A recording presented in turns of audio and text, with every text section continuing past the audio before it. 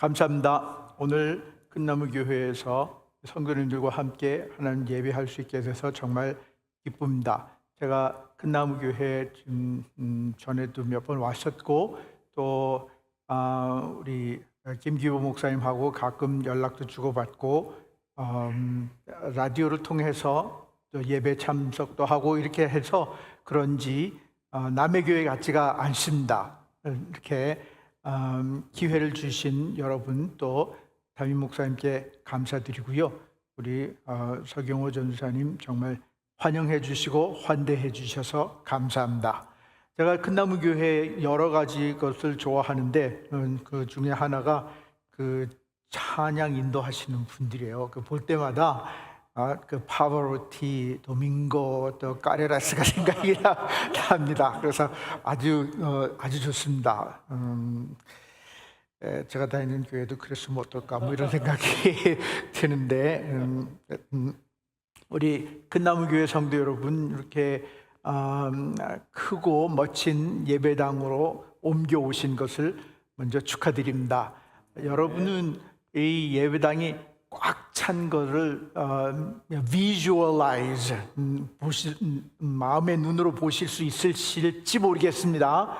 그 중요합니다. 마음의 눈으로 성도들이 꽉 차서 하나님을 예배하는데 찬송하는데 지붕이 들썩들썩한 거 한번 상상하시면서 늘 예배 참석하시는 게 참 좋습니다. 저는 충분히 그게 비주얼라이즈가 가능합니다. 왜냐하면 제가 캐롤턴 제1침례교회 여기에서 예배 드릴 때 참석한 적이 있거든요. 사람들이 꽉 차 있었고 정말 그 감동적인 그런 예배였습니다. 그래서 조만간 다시 또 이 예배당이 그런 감동으로 또 하나님의 영광으로 가득 찰 줄 믿습니다. 아멘. 이렇게 큰 예배당 앞에 서면 해야 할 일이 많이 생각나고 스스로가 메뚜기처럼 느껴지기도 합니다. 충분히 이해합니다. 그래서 기억나시죠? 열 정탐꾼들이 가나안을 이렇게 정탐하고 돌아와서 그런 보고를 했지 않습니까? 근데 여호수아와 갈렙은 달랐습니다. 우리 앞에 놓인 이 장애물들 이거 다 우리 밥이다. 아멘. 우리 큰나무 교회 성도님들에게 가장 필요한 그런 자세가 아닐까 싶습니다. 그래서 여러분 여리고 프로젝트로 지난번 예배당에 오셨지 않습니까? 이번에는 여호수아 프로젝트로 여기로 오셨는데 앞으로 우리가 예레미야 프로젝트, 느헤미야 프로젝트 하나죠. 느헤미야 프로젝트 해서 아예 그냥 이 달라스 지역, 달라스 포트워스 지역을 성시화하자 이런 결단도 좀 필요하지 않을까 이런 생각이 듭니다. 저는 오는 목요일 날 저녁에 그 우간다를 가기로 했습니다. 우간다에 아프리카 처음 가는 거거든요. 그래서 굉장히 기대가 됩니다. 근데 저희 집사람은 염려를 좀 많이 하고 있습니다. 기도해 주십시오. 왜냐하면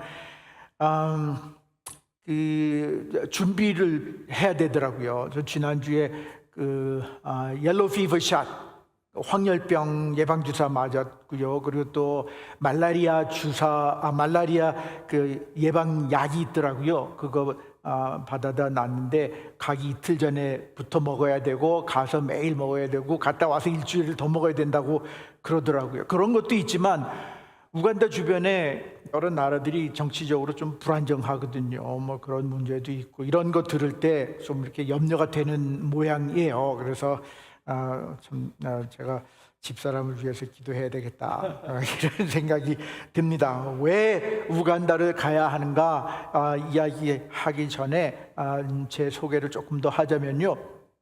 저는 84년에 미국에 유학을 왔습니다. 미조리로 유학을 왔습니다. 그래서 한국에서 대학 3년 다니고 전학을 와서 미조리에서 학부를 마치고 포트워스에 있는 사우스웨스턴 신학교에 입학한 게 그게 86년이었는데 그래서 계속 공부를 하고 그리고 92년, 93년, 94년에 걸쳐서 한국에서 방위로 군복무를 했습니다. 그리고 94년에 돌아왔습니다. 돌아와서부터 계속 고등교육 대학 과정에서 사역을 했습니다.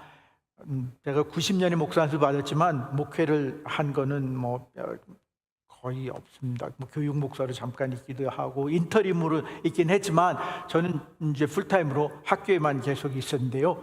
94년에 DBU 아시는 분 계실 거예요. 여기 남쪽으로 한 20마일 이렇게 가면 달라스 베프티스트 유니버시티라고 있습니다.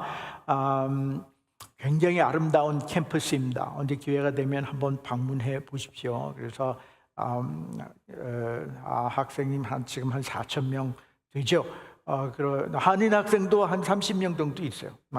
가보시면 좋습니다. 거기에서 94년부터 99년까지 있었고요. 99년에 사우스웨스턴 신학교에 이제 교수로 가서 거기서 10년 조금 넘게 있었습니다. 그리고 2010년에 DBU로 돌아와서 계속 DBU에서 구약개론, 신약개론, 또 제 전공이 기독교 교육입니다. 그 기독교 교육에 관련된 클래스들을 강의했습니다. 지난 12월에 은퇴를 했죠. 저희는 은퇴에 정해진 연령이 없기 때문에 가만히 있으면 앞으로 10년, 15년, 어쩌면 제가 좀 더 건강을 잘 유지하면 20년까지도 계속 할 수 있었겠죠. 그렇지만 좀 젊었을 때, 아직 나이가 더 들기 전에 아직 건강할 때, 아직 마음이 떨릴 때, 다리가 떨리지 않을 때 은퇴를 하고 여행을 하면서 우리 선교사들을 좀 도왔으면 좋겠다, 이런 생각을 오랫동안 했습니다. 그래서 2015년에는 비영리 단체도 설립을 하나 했고요. 그리고 3년 전에는 55세 이상들이 모여 사는 소위 말하는 그 리타이먼트 커뮤니티로 이사도 했습니다. 그리고 지난 12월에 은퇴를 했는데요. 은퇴하기 몇 달 전에 달라스 인터내셔널 유니버시티라고 하는 학교에 대해서 알게 됐습니다. 그 DIU라고 이렇게 하거든요. 그래서 DBU에서 거의 멀지 않습니다. I-20 지나서면 바로 있습니다. 그래서 저희 집하고 DBU하고 중간에 DIU가 있어서 거기를 알게 됐는데, 보니까 그 학교에서 하는 일이 언어학하고 성경 번역을 전문으로 하더라고요. 그래서 학교가 굉장히 작아요. 그래서 오지에 가서 오지게 고생하면서 그 언어를 연구하고 문자를 만들어주고, 그리고 그걸 가지고 성경을 번역해주고, 이럴 사람들을 교육하는 그런 학교예요. 그러니까 그 학생들에게 돈을 많이 내라, 학비를 많이 내라, 이렇게 할 수도 없는 그런 상황이고요. 그러다 보니 그 교수 직원들이 주로 이제 발런티어들, 그래서 제가 거기서 국제학장으로 있는데 발런티어입니다. 발런티어로 사역하고 있습니다. 여러분, 우리가 성경 번역에 대해서 별로 신경을 안 쓰죠. 왜냐하면 우리는 이미 번역된 성경이 있으니까요. 근데 우리 기억해야 된다. 한 100여 년 전에 누군가가 우리에게 이 성경을 한국말로 번역해서 우리에게 주었기 때문에 우리 오늘날 성경을 갖고 있는 거거든요. 그 감사한 마음이 있어야 되고, 우리도 다른 사람들이 그런 필요가 있다면 도와줄 그런 마음도 있어야 됩니다. 지금 현재 지구상의 언어가 7,200개 내외로 있습니다. 딱 몇 개라고 이야기할 수 없는 게, 이 언어가 자꾸 없어지고 있거든요. 그 유네스코의 보고에 의하면 거의 하루에 1개꼴로 없어지고 있다고 합니다. 그러니까 앞으로 몇 년 후에는 많이 없어지죠. 지금 한 핸드풀, 한 10명 내외가 사용하는 그런 언어도 있어요. 그 중에 7,200여 개 그 언어 중에 한 4,000개 이상이 문자가 없는 언어랍니다. 그래서 이제 저희 학교 졸업생 이런 관련된 사람들이 위클리프로 들어보셨죠? 위클리프를 통해서 파송이 되면 그 사람들이 거기 가서 그 사람들하고 살면서 언어를 배우고 그리고 연구를 해서 문자를 소개해주고 그걸 가지고 성경을 번역을 한 겁니다. 그러니까 그 과정이 얼마나 지난하겠습니까? 뿐만 아니고 혼자서 1, 2년 내에 할 수 있는 일이 아니거든요. 많은 인력이 필요하기 때문에 또 그걸 서포트하는 사람들이 많이 있어야 된다. 그래서 이 학교가 2024년 우간다에다가 그 프로그램을 시작했고 우간다, 현재는 브라질, 인도네시아, 또 유크레인 그리고 러시아 이런 곳에 지금 프로그램들이 있습니다. 그래서 제가 하는 일이 이제 그것들을 이렇게 돌봐주는 그런 일이고요. 지금 우간다에다가는 이제 성경 번역하고 언어학을 전문으로 하는 학교이지만 우간다에는 그 agribusiness, 그래서 농업 경영학 준 학사 과정을 설치를 했습니다. 그래서 이번에 8월 26일 날 첫 번째 졸업생이 배출이 됩니다. 14명이 졸업하게 되는데 거기에 참석하기 위해서 이번에 우간다를 가기로 했습니다. 네, 지금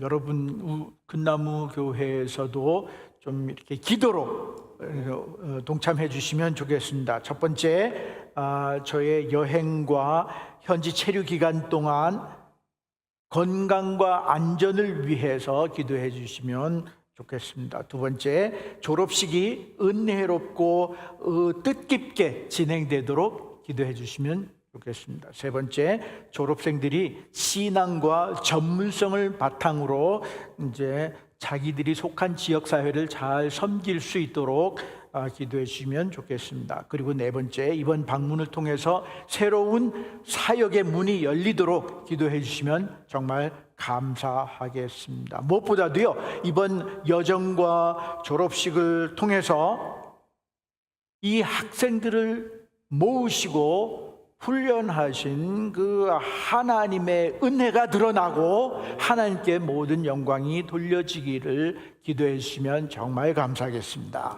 네. 이제 오늘 읽은 성경 본문으로 돌아가서 성경 본문을 함께 상고해 보도록 하겠습니다. 누가복음 4장 16절부터 21절에 있는 이 말씀은요, 예수님께서 퍼블릭 미니스트리 공생애를 시작하시면서 이제 나사렛 공회에서 나사렛 회당에서 자신의 메시아적 사명을 공식적으로 선언하신 그 사건을 기록한 내용입니다. 그래서 16절에서 보시면요, 예수님이 광야에서 시험 받으시고 나사렛, 그러니까 예수님이 자라나신 곳, 고향이라고 할 수 있겠죠. 고향 나사렛으로 돌아오셔서 안식일에 늘 하던 대로 규범대로 습관대로 이제 회당에 가셨습니다. 기억나시죠? 예수님이 성령의 인도에 따라서 광야에 가서 거기서 마귀에게 시험을 받으셨는데 이 돌덩어리를 떡이 되게 해라 하는 시험, 또 나한테 절하면, 마귀가 나한테 절하면 내가 이 천하만국을 너에게 주겠다, 뭐 이런 거. 그리고 또 성전 꼭대기에서 뛰어내림으로써 네가 하나님의 아들인 것을 증명해 보여라, 뭐 이런 시험, 이런 거를 말씀으로 다 물리치셨죠. 그러고 나서 이제 안식일을 맞았고 이제 회당 모임에 참석하시게 된 겁니다. 그때 회당 모임은 기도로 시작하고 성경을 이제 율법을 읽고 또 선지자들의 글을 읽고 그리고 누군가가 그것을 설명해 주는 그런 순서로 진행이 되어서 오늘날 우리 예배하고 뭐 크게 다를 바가 없었지 않나 싶습니다. 오늘 본문에 의하면 이날 성경 낭독자는 예수님이셨습니다.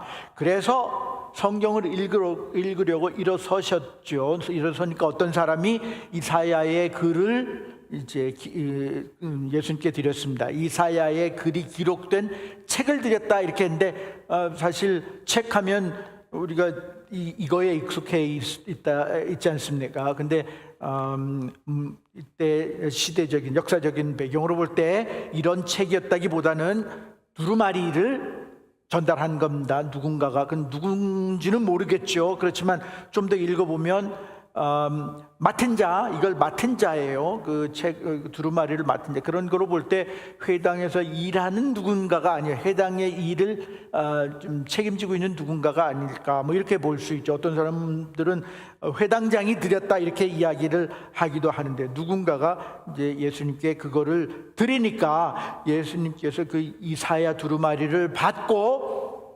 61장 1, 2절 부분을 읽으셨습니다.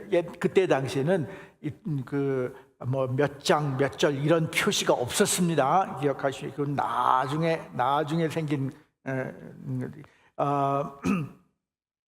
우리 책으로 볼 때 이사야 61장 1, 2절에 해당하는 그 부분을 찾아서 읽으셨습니다.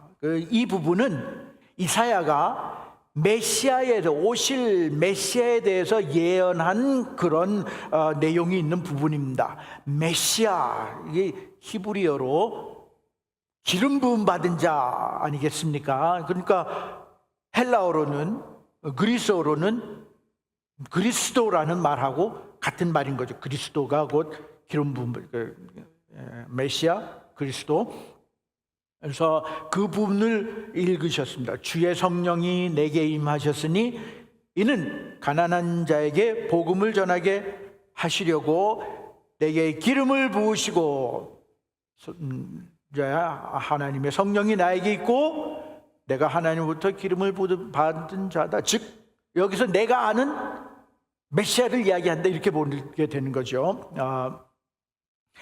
포로된 자에게 나를 보내사 포로된 자에게 자유를, 눈먼 자에게 다시 보게 함을 전파하며 눌린 자를 자유롭게 하고 주의 은혜의 해를 전파하게 하려 하심이라 이렇게 읽으셨는데, 이 말씀을 읽고 이제 이 두루마리를 말아서 회당 직원에게 주고 앉으셨습니다. 여기서 앉는 자세, 이 자세는 강의하는 자세입니다. 오늘하고 달라요. 오늘은 다 서서 강의를 하지만 옛날에 그 랍비들은 일반적으로 앉아서 강의를 했습니다. 앉아서 사람들을 가르쳤습니다. 마태복음의 5장 산상수훈이 시작이 되거든요. 그래서 6장 7장으로 이어지지 않습니까? 마태복음 5장 1절 2절 보시면 예수님 산에 오르셔서 앉으셨습니다. 그러니까 제자들이 나왔다. 그래서 예수님이 설교를 시작하셨다. 그런 기록이 나오는데요. 그래서 앉는 자세는 일반적으로 이제 강의나 설교를 시작하는 것을 알리는 그런 자세였습니다. 예수님이 앉으시니까 사람들의 시선이 다 예수님께 집중이 되었습니다. 사람들이 예수님을 주목했습니다. 과연 예수님이 저거를 읽으신 내용을 어떻게 설명하실 것인가? 과연 무슨 말씀을 하실 것인가? 기대하는 마음으로 이제 예수님을 본 거겠죠. 마치 여러분이 교회 오시면서 오늘은 어떤 말씀이 전해질 것인가, 이런 거 기대하고 오시는 것처럼 그런 마음으로 사람들이 예수님을 주목하게 되자 21절에서 예수님은 매우 짧지만 충격적인 말씀을 하셨습니다. 이 글이 오늘 너희에게 응하였노라.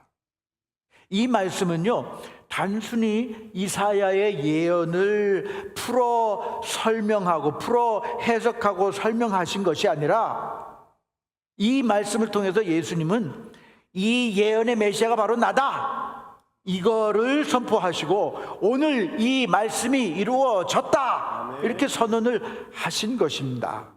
그래서 예수님은 자신이 하나님의 성령이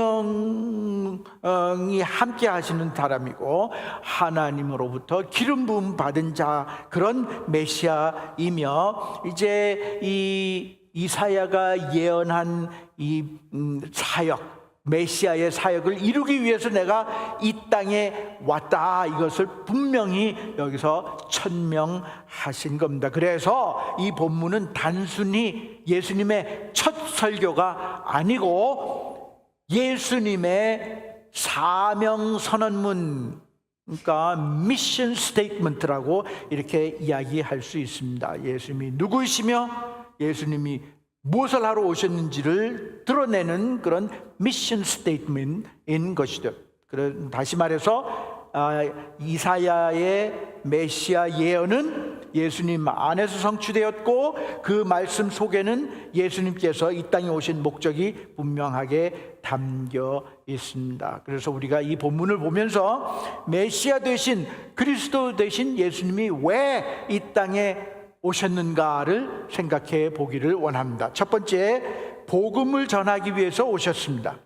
가난한 자에게 복음을 전하게 하시려고 이렇게 이야기했죠. 18절, 하나님이 예수님을 메시아로 삼았습니다. 그래서 예수님은, 그리고 이제 가난한 자들에게 복음을 전하기 위해서 예수님을 메시아로 삼았습니다. 그래서 예수님은 먼저 가난한 자들에게 하나님의 말씀을, 복음을, 기쁜 소식을 전하기 위해서 오셨습니다. 여기 가난한 자는 보통 경제적인 약자들을 말하죠. 돈이 없어서 의식주를 스스로 챙길 수 없는 그런 사람들, 가난한, 여러분 그런 거 경험해 보셨습니까? 제가 94년에 방위 근무를 마치고 미국으로 돌아왔을 때, 와, 아무것도 없어서 정말 가난했습니다. 방위 시절에 한 달에 6,800원 주더라고요. 저는 이미 결혼해서 애도 하나 있고 이런 상황이었거든요. 제가 한국에 방위 때문에 영장이 나와서 한국 갈 때는요, 목선수 받고 결혼해서 애도 있고 박사학위도 받고 그렇게 하고 어쨌든 마치고 돌아오니까 아무것도 없는 거예요. 그래서 제일 먼저 한 게 푸드 스탬프, 그거 받고, 또 저희 집사람이, 저희 아들은 3살이었고 집사람이 또 둘째를 갖고 있어서, 그래서 WIC 프로그램이라고 있어요. WIC, WIC 프로그램, 그 규판 받고, 학교에서는 도서관 화장실 청소하고 이렇게 하고 살았거든요. 그 94년 여름에 정말 뭐가 찢어지게 가난하게 이렇게 살아봐서 저는 안다. 그런 거 경험해 보셨는지 모르겠습니다. 그래서 이 경제적인 약자가 가난한 자인데, 그들에게 복음을 전하셨다는 거고, 또한 여기서 가난한 자는 단순히 경제적인 어려움 뿐만이 아니고요, 영적인 가난도 이야기합니다. 영적으로 가난하다.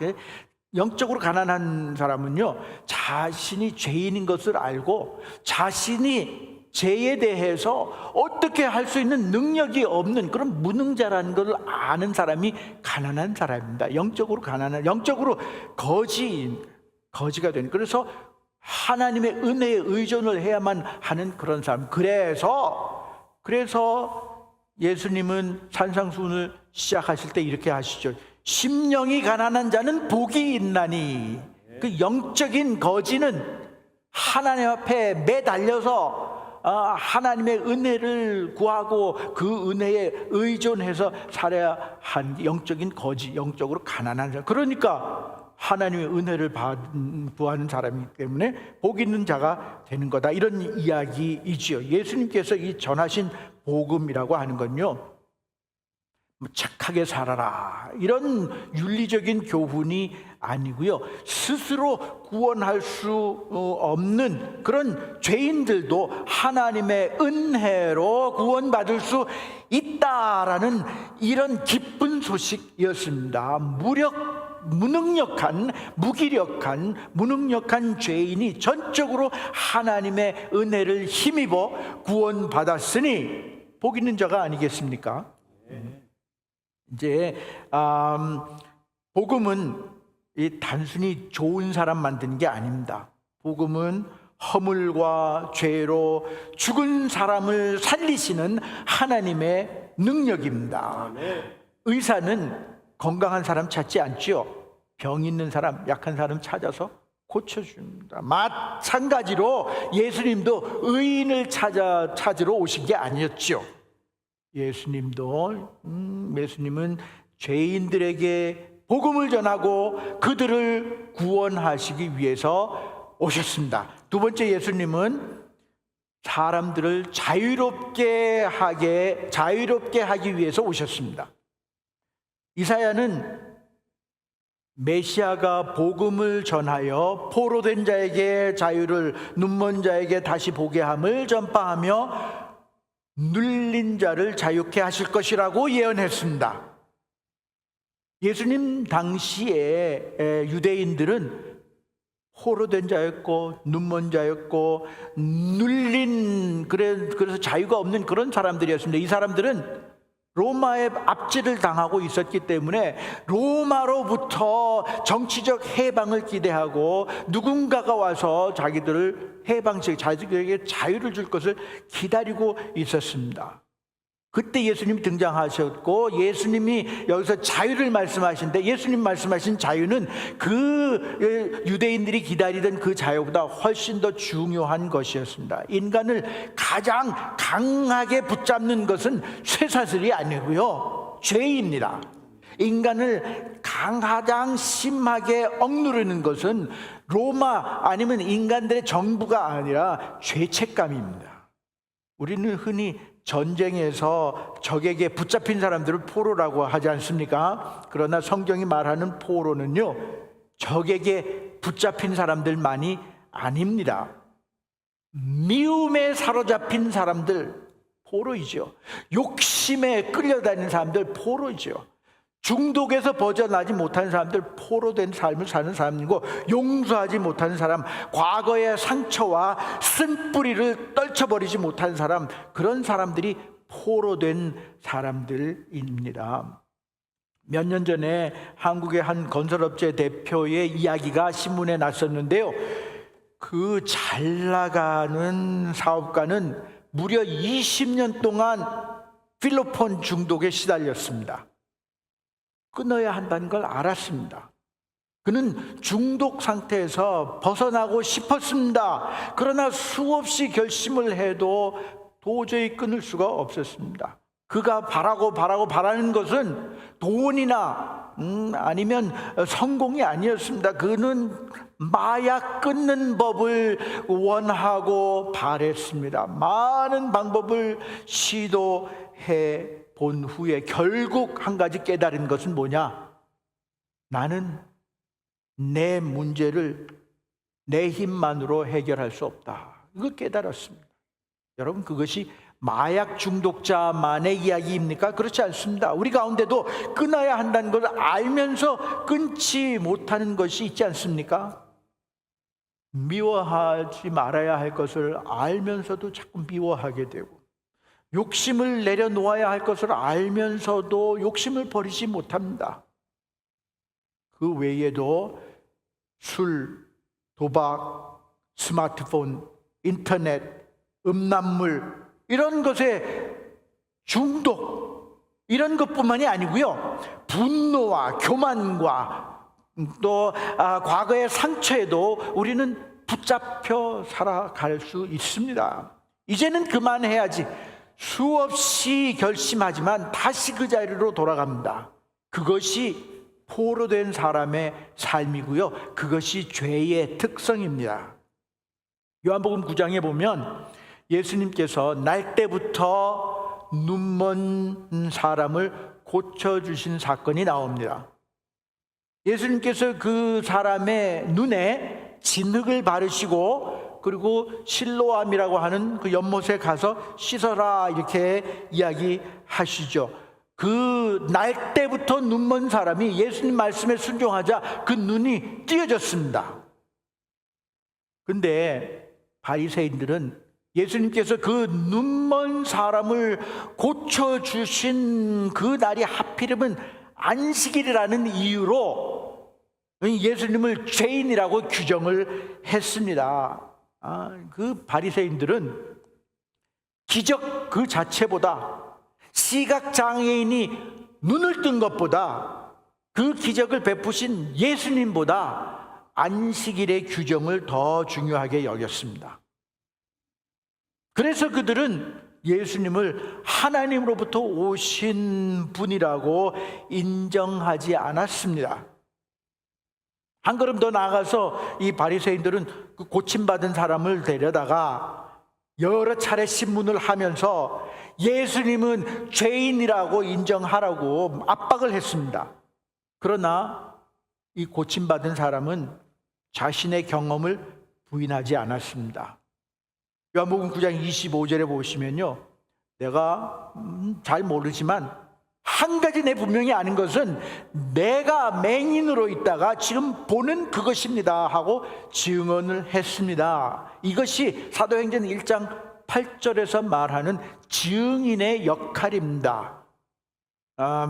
이제 너희가 성령이 너희에게 임하시면 너희가 권능을 받고 예루살렘과 온 유대와 사마리아와 땅끝까지 이르러 내 증인이 되리라 이렇게 했거든요. 증인은 무엇입니까? 증인은 자신이 보고 듣고 경험한 바를 그대로 전달하면 그것이 증인이 할 일입니다.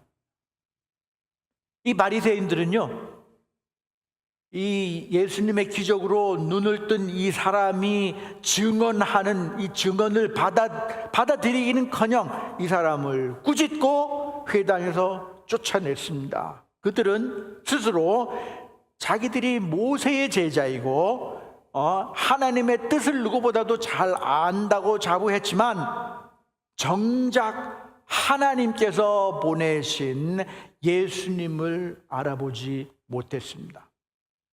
그래서 이 요한복음 9장은 육적인 시각장애인과 영적인 시각장애인을 이렇게 극명하게 대조하는 것을 우리가 봅니다. 육적으로는 눈이 멀었던 이 사람, 처음에는 예수님을 단지 예수라 하는 그 사람 이렇게 해서 막연히 알았지만 예수님을 만나고 경험하면서 점점 더 분명하게 깨닫고 마침내 주여 내가 믿나이다 이렇게 고백을 했습니다. 그리고 예수님을 경배했습니다. 반면에 바리새인들은 어땠습니까? 영적인 시각장애인이었기 때문에 그들이 육적인 눈으로 기적을 보았지만 예수님을 거부했습니다. 결국 영적인 장님은 죄에 포로된 삶, 죄책감에 눌려다는 삶, 그 삶에서 벗어날 수 없었던 것입니다. 우리도 겉으로는 자유롭게 운전하고 걸어다니고 이렇게 하지만 우리 내면에는 이게 죄의 포로가 된 채 살아갈 수 있습니다. 죄의 눈이 멀어서 앞을 보지 못하고 살아갈 수 있습니다. 죄에 짓눌려서 불안하고 초조하게 살아갈 수 있습니다. 그래서 예수님이 오신 겁니다. 예수님은 우리에게 단순히 더 나은 삶, 부자 되라고 오신 게 아닙니다. 죄의 포로가 된 사람들을, 죄로 인해 눈먼 사람들을, 죄에 눌려 사는 사람들을 자유롭게 하기 위해서 예수님이 오셨습니다. 세 번째, 마지막으로 예수님은 하나님의 은혜의 시대를 열기 위해서 오셨습니다. 예수님은 이제 이사야 예언에서 마지막으로 주의 은혜의 해를 전파하게 하려 하심이라 하고 읽으셨죠.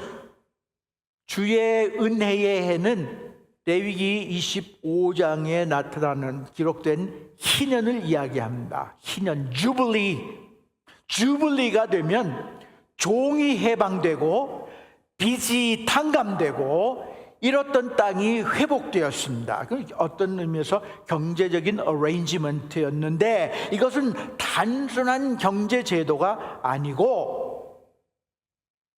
하나의 그림자입니다. 하나님께서 죄와 저주로 잃어버린 것을 회복시키겠다 하는 그런 미래를 보여주는 하나의 그림자였습니다. 그것이 주블리였습니다. 예수님은요, 이 자신이 바로 영원한 희년, 영원한 주블리의 시작이라는 것을 알리기 위해서 오셨다라는 거죠. 그래서 십자가를 통해서 죄의 빚을 탕감하시고 하나님의 자녀라는 그 잃어버린 신분을 회복시키시며 영원한 자유를 주시기 위해서 예수님께서 오셨습니다. 아멘. 흥미롭게도요, 예수님은 이사야 61장 1, 2절 이 부분을 읽으시다 2절에서 주의 은혜의 해까지 읽고 그 뒷부분은 안 읽으셨습니다. 여러분 한번 기회가 되시면 보십시오. 이 2절은 이렇게 되어 있습니다. 여호와의 은혜의 해와 우리 하나님의 신원의 날을 전파하며, 이렇게 계속 나가거든요. 여기 신원의 날이라는 거는 제 성경은 이게 개역 한글 성경이 좀 오래된 건데, 개역 개정 성경에는 하나님의 보복의 날로 되어 있습니다. 예수님이 이 2절 이 부분을 읽으시다가 보복의 해고 바로 앞에서 멈추신 것입니다. 이건 중요한 신학적인 의미가 있다고 볼 수 있습니다. 지금부터 2000년 전에 예수님께서 오신 것은, 그러니까 초림하신 것은 구원을 위해 오셨다는 거죠. 은혜의 해를 열기 위해서 오셨다는 거죠. 그 은혜의 해라는 말은 예수님이 이제 오신 후에, 하나님께서 처음으로 오신 후에, 초림 후에 모든 사람에게 회개와 믿음의 기회를 주시는 은혜의 해가 열렸다는 것입니다. 그러나 동시에 성경은 이제 예수님의 재림도 분명히 이야기하고 있거든요. 근데 예수님의, 하나님의 보복의 해, 이거는 재림과 연결된다고 볼 수 있습니다. 초림 때는 은혜를 베푸시는 구원자로 오셨지만 재림 때는 하나님의 진노로 죄와 악의 세력을 보복하시는 심판주로 오실 것이라는 이야기가 되는 거죠. 이게 무슨 뜻입니까? 지금 우리는요, 예수님의 초림으로 인해 열린 이 은혜의 시대에 살고 있습니다. 은혜의 문이, 예수님의 초림과 함께 은혜의 문이 열렸습니다. 그 은혜의 문이 영원히 열려 있는 것이 아니라는 것을 오늘 우리는 성경 말씀을 통해서 알 수 있습니다. 은혜의 문이 영원히 열려 있는 것이 아니고 예수님이 다시 오실 때, 재림할 때, 그때는 그 은혜의 문이 닫히고 보복의 해가 시작이 되는 거예요. 그렇게 되면 어떻게 됩니까?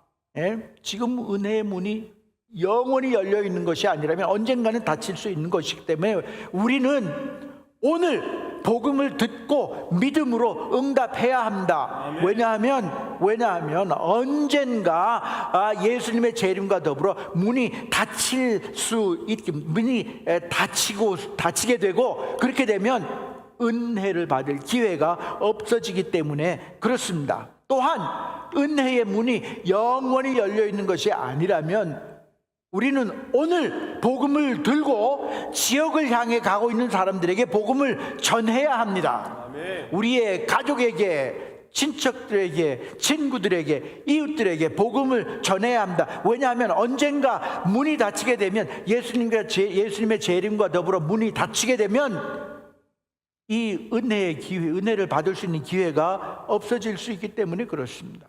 결론적으로 예수님의 이 땅에 오신 목적은 분명합니다. 첫째, 복음을 전하기 위해서 오셨습니다. 둘째, 사람들을 자유롭게 하기 위해서 오셨습니다. 셋째, 은혜의 시대를 열기 위해서 오셨습니다.